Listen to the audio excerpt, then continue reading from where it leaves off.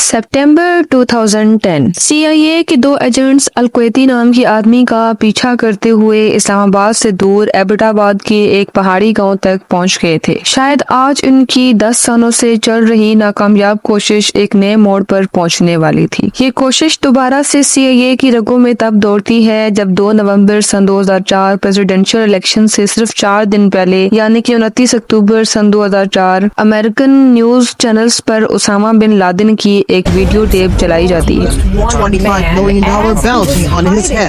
ये अमेरिका की हिस्ट्री में बहुत अहम इलेक्शन था। इलेक्शन के उम्मीदवार जॉर्ज बुश और जॉन कैरी दोनों ही ये वादे करके अपनी इलेक्शन कैंपेन चला रहे थे कि सरकार में आते ही उसामा बिन लादेन से 9/11 अटैक्स का बदला लेंगे। अल जजीरा पर चलाई जाने वाली इस वीडियो टेप में उसामा बिन लादेन को काफी अच्छी सेहत में देखा गया था, जो 9/11 अटैक्स की जिम्मेदारी पहले से ज्यादा डायरेक्ट अंदाज में कबूल कर रहा था। इस वीडियो रिकॉर्डिंग का मकसद पूरी दुनिया और खासकर अमेरिका को ये दिखाना था कि दुनिया का मोस्ट वांटेड आदमी कहीं न कहीं अपने आप को बिल्कुल सेफ महसूस करता है। ठीक उसी वक्त जब उसामा बिन लादेन की वीडियो टेप ने अमेरिका में तहलका मचा रखा था, वर्जीनिया में मौजूद CIA हेडक्वार्टर्स में उसामा बिन लादेन को पकड़ने के लिए जो स्पेशल टास्क फोर्स बनाई गई थी, उनकी तकरीबन हर लीड ठंडी पड़ चुकी थी। CIA के लिए ये सूरत हाल काफी फ्रस्ट्रेटिंग थी, क्योंकि जो उसामा बिन लादेन आज वीडियो टेप के जरिए एक तरह से अपनी कामयाबी के गीत गा रहा था, उसी बिन लादेन को 3 साल पहले 12 दिसंबर सन 2001 को CIA पकड़ने के काफी करीब थी। वांट हिस्ट्री के मुअज़्ज़ज़ नाज़रीन, अस्सलामु अलैकुम। नाज़रीन, 9/11 साने के अगले ही महीने अमेरिका ने अफगानिस्तान पर कब्जा करके अलकायदा के फाइटर्स को मुल्क के ईस्टर्न पार्ट में धकेल दिया। यहाँ अलकायदा के जंगजुओं ने खुद को टूरा बूरा के घरों के अंदर मोर्चा बंद कर दिया और CIA का ख्याल था कि उसामा बिन लादेन भी यहीं पर है। लोकल अफगानियों के साथ मिलकर अमेरिकन आर्मी ने टूरा बोरा में अलकायदा के खिलाफ खूब जंग लड़ी, लेकिन जब उनको कोई कामयाबी नहीं मिली तो हैवी एयर स्ट्राइक का फैसला किया गया। लेकिन जब तक अमेरिकन आर्मी ये जंग जीत जाती, उसामा बिन लादेन यहाँ से भाग चुका था। लड़ाई खत्म होने के बाद सिर्फ 20 लोग ही पकड़े गए और CIA उसामा बिन लादेन को पकड़ने का पहला सुनहरा मौका गंवा बैठी। उन 20 लोगों में एक 20 साल लड़का मोहम्मद अल कहतानी था, जो उसामा बिन लादेन को पकड़वाने के सिर्फ चंद कदम के फासले पर था। मोहम्मद अल कहतानी CIA के लिए एक बिल्कुल नया नाम था, जो इस बार के 20 लोगों में पकड़ा गया था। उसने CIA ऑफिसर्स को बोला कि वो अफगानिस्तान में फैल्कन नामी परिंदे का शिकार करने के लिए आया हुआ है, लेकिन CIA ने जब उसके फिंगरप्रिंट्स रिकॉर्ड चेक किए तो वो उनके सिस्टम में मैच कर गए। 9/11 साने से सिर्फ चंद हफ्ते पहले एक शख्स ने ओरलैंडो इंटरनेशनल एयरपोर्ट पर USA में एंटर होने की कोशिश की थी। उसके पास $2800 कैश और 1 वे टिकट मौजूद था। कस्टम एजेंट ने उस शख्स को शक के बिना पर USA में एंटर होने की परमिशन नहीं दी और उस शख्स को वहीं से वापस भेज दिया गया। ये शख्स कोई और नहीं बल्कि टूरा बोरा के घरों में से पकड़ा जाने वाला अल कहतानी ही था, जिसके फिंगरप्रिंट अब CIA के सिस्टम में पहले से रिकॉर्डेड थी। मोहम्मद अल कहतानी का अलकायदा के साथ कनेक्शन जोड़ने के लिए CIA के पास एक और वजह भी थी। ठीक उसी दिन और उसी वक्त जब इसने USA में एंटर होने की कोशिश की थी, ओरलैंडो इंटरनेशनल एयरपोर्ट की फोन बूथ से UAE में मौजूद अलकायदा के टेलीफोन नंबर पर एक कॉल की गई थी। क्योंकि अल कहतानी उस वक्त एयरपोर्ट पर ही था, इसी वजह से CIA को शक था कि ये फोन कॉल किसी ऐसे शख्स ने की थी जो उस वक्त कहतानी को रिसीव करने आया था। फोन कॉल के अलावा FBI को उसी दिन ओरलैंडो एयरपोर्ट की पार्किंग में एक लावारिस गाड़ी भी खड़ी हुई मिली। ये गाड़ी मोहम्मद अता नामी शख्स ने रेंट पर निकलवाई हुई थी। वही मोहम्मद अता जिसने 9/11 अटैक में अमेरिकन एयरलाइन फ्लाइट 11 को वर्ल्ड ट्रेड सेंटर के दौरान टावर से टकराया था। इन सारे वाकयात का मोहम्मद अल कहतानी के साथ कोई न कोई कनेक्शन तो जरूर था। इन्वेस्टिगेशन टीम ने यह नतीजा निकाला कि अल कहतानी को भी 9/11 अटैक्स में हिस्सा लेकर यूनाइटेड एयरलाइन फ्लाइट 93 को हाईजैक करना था। वो फ्लाइट जो 9/11 में अपना मकसद पूरा नहीं कर पाई और पेनसिल्वेनिया में उस वक्त क्रैश कर गई जब मुसाफिर जहाज पर दोबारा कंट्रोल पाने की ट्राई कर रहे थे। इन तमाम शको शबात के साथ कड़ियों से कड़ियां मिलाकर एक बार फिर से मोहम्मद अल कहतानी से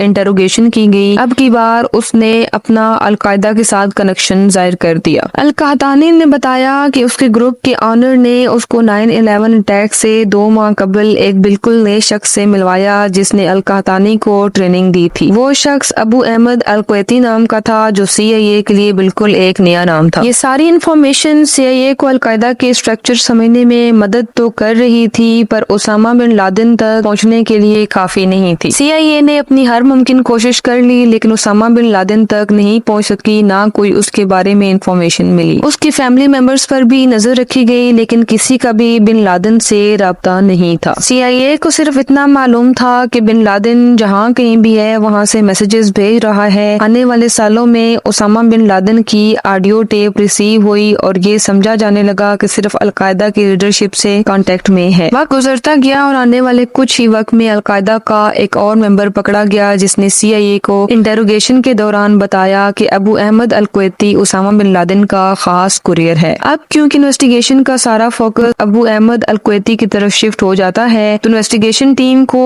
उसका अलकायदा से ताल्लुक होने के बारे में अलग अलग इंफॉर्मेशंस मिलना स्टार्ट हो जाती हैं। हसन गुल नामी शख्स के मुताबिक अबू अहमद का अलकायदा में काफी बड़ा किरदार था। कुछ लोगों ने बोला कि इसका कोई बड़ा ताल्लुक नहीं है अलकायदा से, बल्कि रिटायर्ड मेंबर है अबू अहमद अल कुवैती। सन 2004 से सन 2014 तक कोई भी बहुत ही खास इन्फॉर्मेशन नहीं मिल सकी ओसामा बिन लादेन के खिलाफ, जबकि CIA की कोशिश जारी थी। उन सालों में सिर्फ अल कुवैती का असल नाम पता चला था, जो कि इब्राहिम सईद था। CIA ने अपना सारा फोकस इब्राहिम सईद उर्फ अल कुवैती को ट्रैक करने पर लगा दिया। कुवैत समेत दूसरी मिडिल ईस्ट कंट्रीज से पाकिस्तान आने वाली तमाम कॉल्स को टैप किया जाने लगा, इस उम्मीद में कि शायद कोई एक फोन कॉल उन्हें अबू अहमद अल कुवैती तक पहुंचा सके। सन 2007 से सन 2010 तक सारी कॉल्स को सुना गया। आखिरकार सन 2010 में एक कॉल पर शक हुआ। वो लोग आपस में अरबिक और पश्तो जुबान में बात कर रहे थे और दौरान गुफ्तगू पाकिस्तान में मौजूद शख्स ने एक सवाल के जवाब में बताया कि मैं उन्हीं लोगों के साथ हूँ जिनके साथ पहले होता था। यही वो बात थी जिस बात की वजह से CIA को शक हुआ कि यही अबू अहमद अल कुवैती है। उसके अलावा पाकिस्तान में मौजूदा शख्स अपनी लोकेशन को ट्रैकिंग से बचाने के लिए हर मुमकिन कोशिश कर रहा था। उसका मोबाइल सिर्फ चंद मिनटों के लिए ऑन होता और फिर दोबारा से ऑफ हो जाता था, और ये सिर्फ तभी ऑन होता जब ये पेशावर जाता था। इन सारी हरकतों से इन्वेस्टिगेशन टीम को पक्का यकीन हो गया कि यही अबू अहमद अल कुवैती है। लिहाजा ग्राउंड लेवल पर उसकी जासूसी शुरू कर दी गई। उसके लिए 2010 में एक पाकिस्तानी CIA के एजेंट को ये काम सौंपा गया। पहले उसने पेशावर में अबू अहमद को